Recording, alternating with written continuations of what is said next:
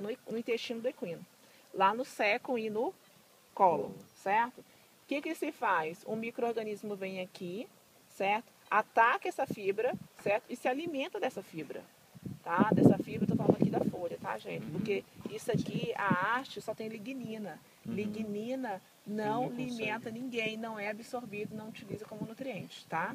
Por isso que capim com muita folha, capim velho, capim com muita haste, muito seco, tem muita lignina. A lignina, ela tá concentrada aqui na haste, mas aqui também na folha. Sabe aqueles tracinhos que a gente olha na folha? Igual... Aqui não dá pra ver muito bem. Esse aqui acho que tá ali. Vou pegar uma folha qualquer. Tá vendo isso aqui, ó? Tá vendo?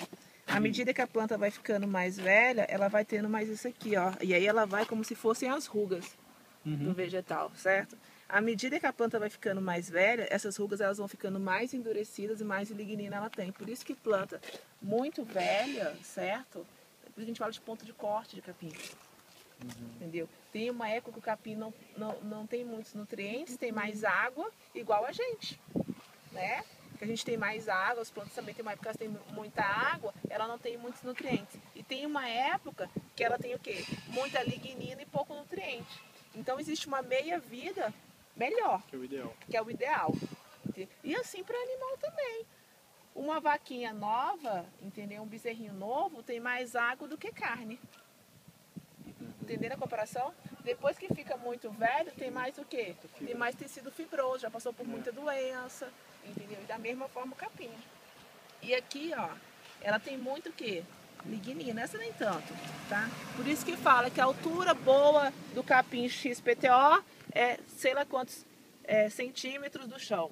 Tá entendendo? Então, aqui que eu tô falando pra vocês, ó, a fibra ela corta, os micro-organismos entram aqui, ó. E elas que utilizam isso aqui, a celulose, certo? Ó, porque o que está aqui entre essa fibra e a outra é a celulose. Que é o quê? Celulose no mundo vegetal é o quê? Uma fonte de carboidrato, uma fonte de energia, né? E aí os micro-organismos utilizam essa celulose na alimentação deles, porque os micro-organismos também precisam se alimentar. Para quê? Para eles se multiplicarem, certo? E aí, no caso, né, do rumen, né, e do seco e do colo, quando eles vão se multiplicando, o que eles produzem? Eles produzem ácidos graxos voláteis. No processo de multiplicação, é o que sobrou da multiplicação.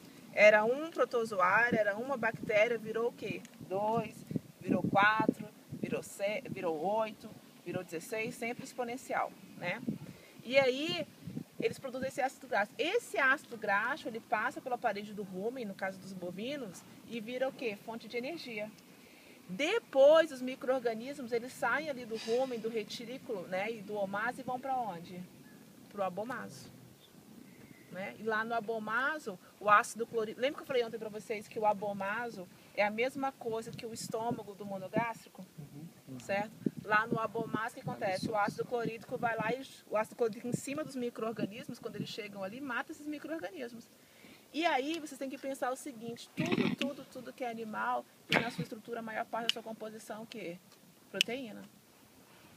Meu cabelo é formado de proteína, minha unha é formada de proteína, músculo tem grande composição de proteína, certo? Então, assim, os micro-organismos também são de proteínas. Então, esses micro-organismos, o que é isso, Nélio? Esses micro-organismos, eles vão produzir a energia na forma de ácidos graxos, depois eles vão morrer lá no abomaso, e depois do abomaso eles vão para onde? Eles vão para o intestino. E lá no intestino eles vão ser o quê? Absorvidos. Mas aí eles são fonte de quê agora? A estrutura deles é proteína, que chama proteína microbiana, já ouviram falar?